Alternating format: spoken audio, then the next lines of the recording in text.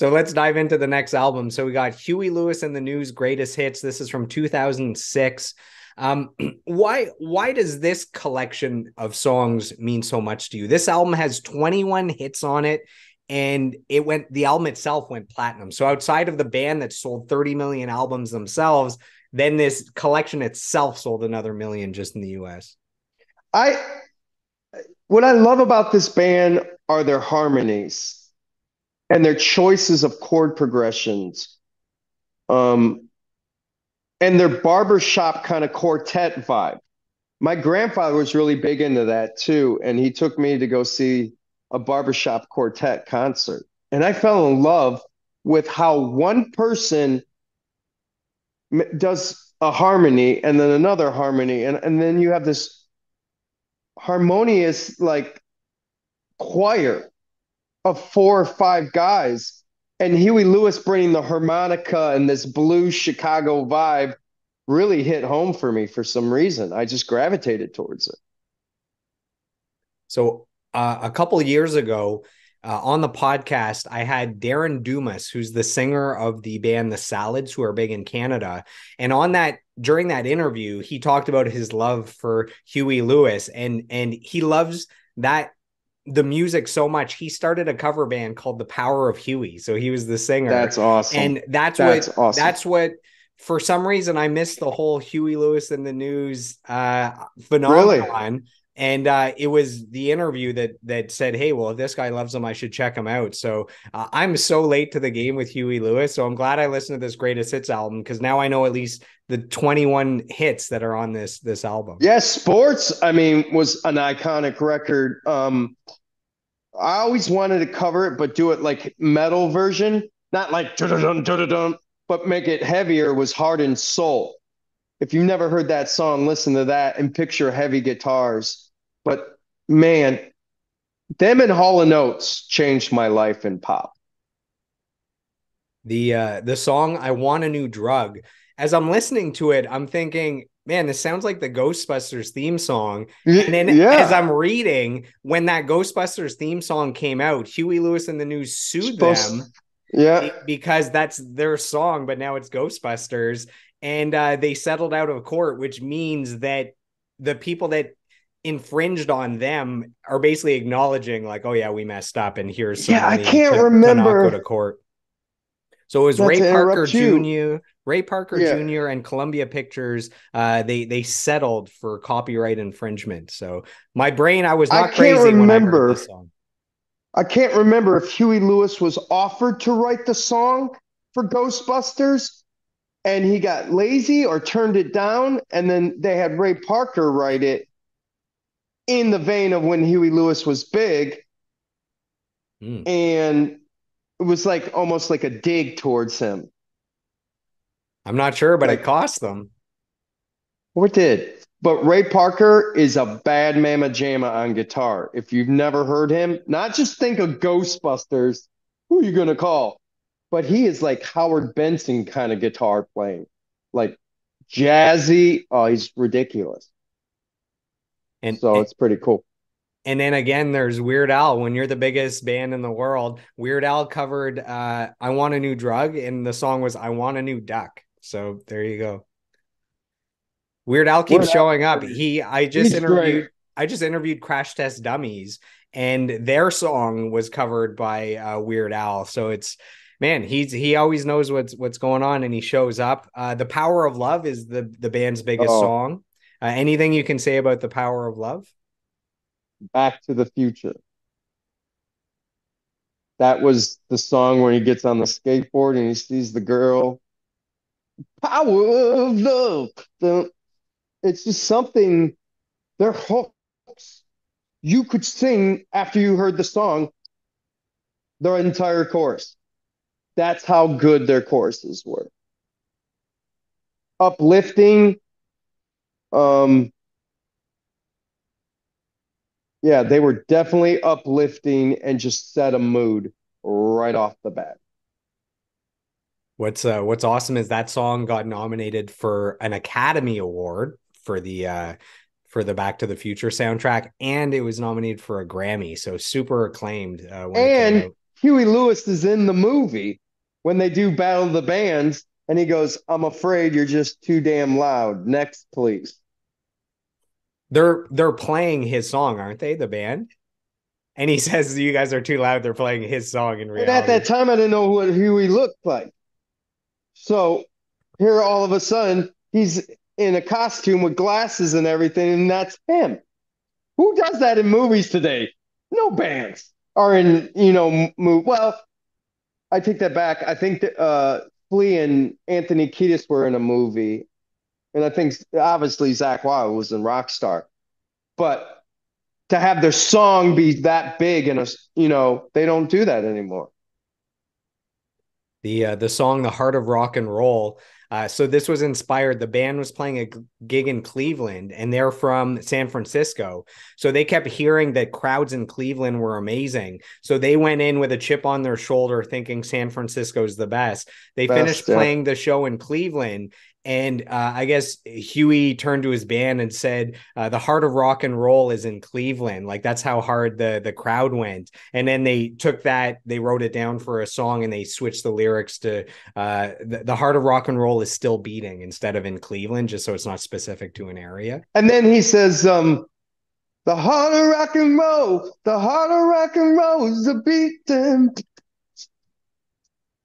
in So the drums play Cleveland. it. Okay. And then he says it at the very end, yeah. And the kick does like a heartbeat, no pun intended. But um, I think, was that after Girls, Girls, Girls, After the Motley Crue song? Motley Crue? Because in that song, he talks about different locations. Motley Crue does strip bars, Hmm. strip clubs, and different names like Fort Lauderdale, Seven Veils, so you get that perception. When you hear Heart of Rock and Roll, you feel like you're on a tour bus going to all different locations. So I'm curious which one did it first of names. I mean, you have Detroit Rock City, but that's Detroit Rock City. Huey's talking about more than one location too, but the Heart of Rock and Roll is in Cleveland. So the song stuck with you went to number one. And what's funny is he wrote this song for a girl, and then he played it for her and she didn't like it. So she You didn't like inspired it. it. It became a number one hit. And then the girl that he actually wrote it for was not a fan of it. Came to fruition, right? The that song is like being on a desert island and the boat. Uh, I can't remember if the boat sinks or something, but they're on a raft or swimming to a shore, and he's stuck with this only person is this girl, and just the setting, I guess, like because you got to think when Huey Lewis came out, you had like all those stupid Skinamax movies and Meatballs and all these things that kind of played into Porky's and Ski Patrol and all these movies that kind of made that kind of vibe, that 80s beach vibe or the 80s, stuff like that. The single "Doing It All for My Baby" that made history for the band because it became the fifth top 10 hit from one album. So their album four. So it made them the first group in history that had five top 10 hits from a single album. So that's a record breaking song, "Doing It for My Baby." And here's a little uh, thing about myself with that record. Four was actually the first record I purchased. My grandma bought me at a music shop, and I wanted, what was it? Heart and Soul, I heard on the radio. And I wanted that song, and I thought it was on four, which just came out, and I got the wrong record or the wrong cassette. I wanted sports, but I didn't know what sports was. So I got four and then fell in love with that and went back and found out I got the wrong song and then bought sports and then fell in love with their whole discography. Well, you got lucky because Sports is considered that's like their biggest album anyways. I don't know if it's considered their best, but it's Yeah, four was great though. I mean it yeah. Four had some great songs. Doing it for, I mean, that video was like if I remember correctly, it's like Frankenstein and the Princess, like Franken's Bride or something. I can't remember exactly what it was, but yeah. I think the movie Big has one of their songs on there. with Doing Tom it, Hanks. uh, what's the song? Doing it off for a weekend or something. I can't remember what. Working for a living. Working for a living. Yeah. Yeah, it's on the movie Big. And he in that song he named a bunch of different jobs that he actually held. So he put the Hmm. actual jobs he had when he was younger Yeah. in that song for working for a living. Yeah. Yeah, great band, man. So It's kind of sad that Huey has problems with his hearing, so he can't hear pitch anymore. And if any singer that's watching this knows, if you can't hear pitch, you don't have a job anymore. It's kind of like Phil Collins, and it's such a terrible thing of a disease he has that won't allow him to drum. People don't realize if that's your profession for all these decades and it's done, but you're still healthy in a way, you still can function, but you can't play the instrument you've grown to love for all these years and it's done. That's hard to swallow. yeah, he released an album called Weather in 2020, and it looks like that's his final album because Yeah, what is it? Meniere's disease. And he says he can't hear well enough to be able to sing anymore. no. That's so heartbreaking. And I mean, I'm a drummer and I have terrible hearing. Like my wife and my stepdaughter and my son are called what and huh. And what? Who? What? Like, because you can hear it, you just need another time ago. What? Just to clarify, did I hear it properly? And when you watch Huey do interviews, he's like, "What? What?" And he squints. He's like, "What did you say?" And I know what that feels like, and it's a terrible feeling because you second guess what you think they said. You still hear it, but you second guess, so you want to be like reinsure yourself to go, I think that's what you said, right? That's why what is always in my vocabulary.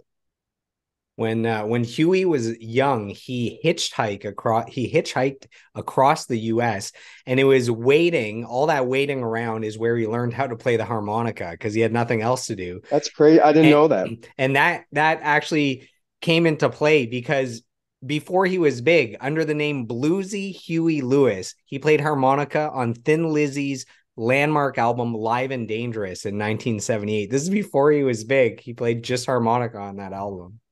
And here I am playing for that band Right. years and years and years That's later. Black And Star Riders, right? I didn't even know, yeah, I didn't even know he played on, is it Live and Dangerous, right? Live and Dangerous, yeah. Wow. That's crazy. I didn't know that. But they Yeah. are a blues band, a blues pop band, really, is what Huey Lewis was. And one of their biggest singles, "Hip to Be Square."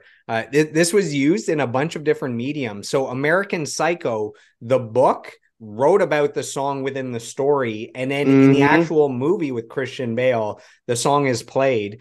And then Sesame Street uses the song, and Huey Hmm. Lewis, he loved that. And then it was covered by Ice Nine Kills, the heavy band. So people Yeah, love because that they song. do like a tongue in cheek off of American Psycho in a way too. Oh, it's serial killers that they cover. Hmm. I forgot. I mentioned I just saw Metallica in Montreal with Pantera and Five And they Finger Death played Punch with them. and Ice Nine Kills. So I just saw them live and it just hit me. They do all the murder serial killer stuff. So Hmm. yeah. Yeah, Anyway. that's their gimmick. So you actually saw Huey Lewis in the News live? I saw some of the guys, not all the original members, but some of them, like the drummer. I don't even know his name, but he also played some simple but hard parts. But I saw them around our area. My buddy worked at the casino and they played outside. I took my wife and I to go see him, and we had a blast. He sounded great, sounded amazing. So I got to see him, but I didn't see him in their heyday. I was too young, but I did see them later on.